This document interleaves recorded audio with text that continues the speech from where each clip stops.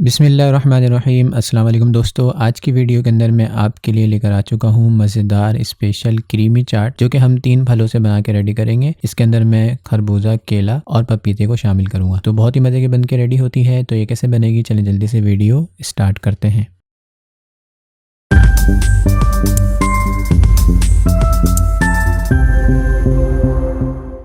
तो चाट बनाने के लिए मैंने यहाँ पर एक बाउल ले लिया और एक बाउल भर के हम चाट बनाएंगे। सबसे पहले मैंने केलों को छील लिया था। अब इस तरह आप केलों को काट दें और एक बाउल के हिसाब से तकरीबन इसके अंदर 7 से 8 केले मैं काटूंगा। इस शेप के आप थोड़े थोड़े मोटे केले ऐड करें।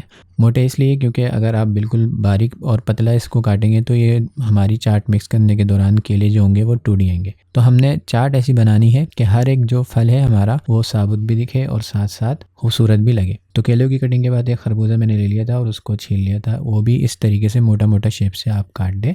खरबूजे के बगैर चाट जो है वो बहुत ही अधूरी लगती है और ख़रबूज़ा जो है हर चाट की जान होता है।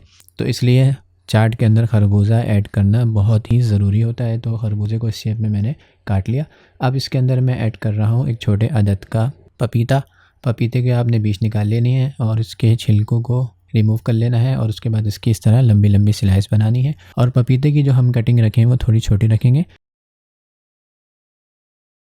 तमाम पपीता कट चुका है और बाउल भी भर चुका है। अब इसके अंदर हमने 2 से 3 टेबल स्पून चीनी ऐड कर देनी है। चीनी ऐड करने के बाद इसके अंदर आप मलाई ऐड कर दें। फ्रेश मलाई लेना चाहें या आप बाज़ारी लेना चाहें वो आपकी मर्ज़ी है। और क्रीम ऐड करने के बाद इसके अंदर थोड़ा बहुत तकरीबन 1 चुटकी चाट मसाला ऐड कर दें। अब हमने इसको मिक्स कर लेना है हल्के हाथ से। बाउल हमारा भरा हुआ है तो बिल्कुल हल्के हाथ से इसको मिक्स कर लें।